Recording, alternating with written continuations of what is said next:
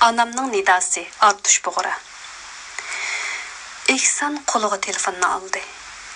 Onasiga necha qatim urishga tamshaldi-yu, nomerni basamay turib qoldi. Chunki Sharqi Turkistondan har kun kelayotgan musibat xabarlari uni bearam qilatdi. Onasidan ansirab qoldi. O'zi xeyli burunli Yevropa grajdani bo'lib, Xitoy tajovuzchilarining bevosita bisimidan qutulgan bo'lsa-mu, ammo chet eldagi balang nemish qilyotdi deb onasi bilan qo'shmoq tuqqan bo'lgan aholilar boshqarish xodimlarining uyiga to'la kirib onasini bearam qilishi Ihsonning g'azabini oshirgan edi.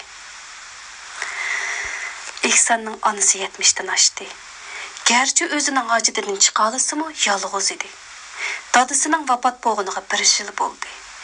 50 yillik qadinasidan ayrilgan ana, yerim bo'lgan ko'nglini farzandlarida yushirib, o'zini tamkin tutishga tirishsa-mu, hushyor kenja o'g'li bo'lani sezib turadi, hamda har qitim telefon qilgan vaqtlarida dadasida xushxo'yligi va chaqchaqlari bilan onasini xush qilishga tirishadi. Onasidan xabar oladigan urug' tuqqanlari bo'lsa-mu, uni hisob qilmaydi. Farzandning ota-onasiga bo'lgan muhabbatini qalam bilan ifodalash tasga to'xtagandek, Ihsonning onasiga bo'lgan sig'inishni ifoda qilishmi tasga to'xtaydi. Ihson Xitoy tajovuzchilaridan onasiga keladigan arziyatlarni tasavvur qilsa-mu, Allohga tavakkul qilib onasining ahvolini o'z quloqi bilan anglab boqis keldi. Assalomu alaykum. Va alaykum assalom. Anamma deb gap boshladi Ihson. Qandaq ahvolingiz ana?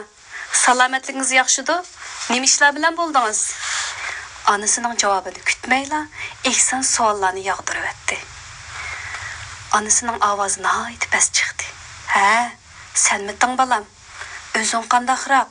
Ballalaring yaxshidi?" Onasining titrang va past ovozidan Ihsonning ko'ngli bir narsani tuygandek qart qildi. "Ana, nima bo'ldi? O'zingiz va tuqqanlarimiz yaxshidi?"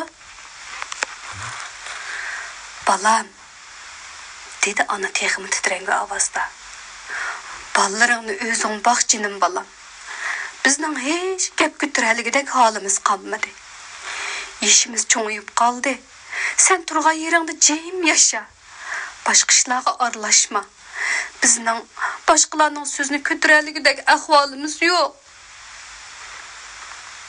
"Ana," dedi Ihson. Uning bo'g'ziga bir narsa kaplashib qolgandek bearam bo'lgan edi. "Men hech qanday ishga aralashmadim ana. Oilam va xizmat o'rnim orasida yuribman. Boshqa ishlarga aralashgandek vaqtim yo'q. Ana, bizning xotirjam turmushimizni buzgan kim? Menmi yoki Xitoy tajovuzchilarimi? Siz amalsiz men bu gaplarni qilyapsiz. Bilaman. Lekin shuni asdan chiqamayli ana. Men vatanimni, uyimning yoki qiladigan xizmatimning yo'qligidan tark etmadim. Balki vatanim uchun vatanni tark etishga majbur qoldim. Men shu Xitoylarga ma'qul degan iborani qo'llanishga mohir bo'lib, nima desam ma'qul deb qo'ygan bo'lsam, ishlarim yurishib ketgan bo'ladi. Ammo men unda qilolmayman. G'ururim va imonim Xitoy tajovuzchilariga undaq iborini deb yashashni xohlamaydi ana. Meni sizlar tarbiyaladinglar.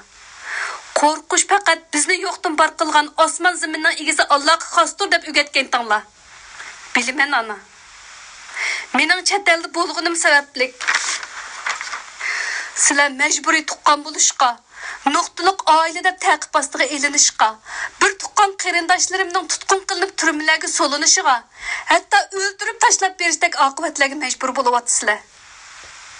Bu faqat men bir Ihsonning oilasiga emas. Butkul Sharqiy Turkistonlikning beshiga kelayotgan musibatdir ana. Bu Allohning bizga bergan siniqi ana. Allah Qur'on Karimda sizlar sinalmay turib jannatga kiramiz deb o'ylamsizlar degan ana. Biz har xil o'xshamagan shakllarda sinilamiz. Allah bizning bu sinoqlarga duch kelganda kimda yordam tilashni va qanday qilib sinoqdan o'tish uchun harakat qilishimizni qaraydi. Biz yordamni Allohdan tilaymiz. Allah bergan aqlimizni ishga selib, Xitoy tajovuzchilariga qarshi barliq imkonlarimizdan foydalanib ish harakat elib berishimizni sinaydi. Bu sinoqlarda yaxshi layoqatli o'tish uchun Allohning bizga ko'rsatgani va payg'ambarimiz orqali o'rgatgani bo'yicha harakat elib berishga to'g'ri keladi ana. Bir pas jimjitlikdan keyin onasining ovozi keldi. O'g'lim, seni Allohga topshirdim. Men sendan rozi. Allah senden razı olsun balam. Hayatlı bo'ladi ekanman. Qo'limdan keladigan duoni qilishdan to'xtab qolmayman. Duoyim sen ve dünya musulmonlarining bir parchasi bo'lgan Sharqiy Turkiston musulmonlari uchun to'xtab qolmaydi balam. Dadam rahmatlikning oxirgi yuzini ko'ranmadi. O'z qo'ling bilan tavutini ko'taranmadi.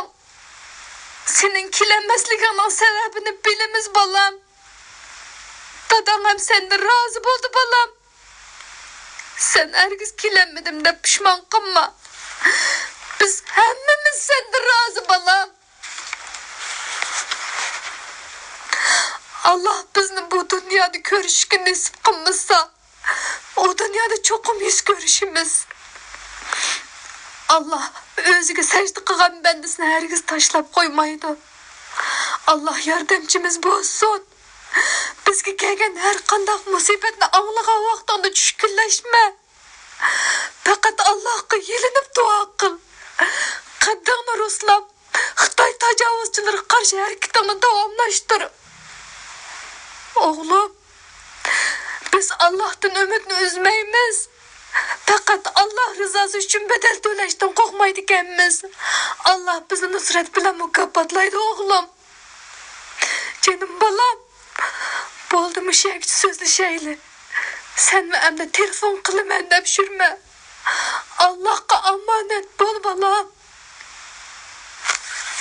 Ana, Allohga omonat.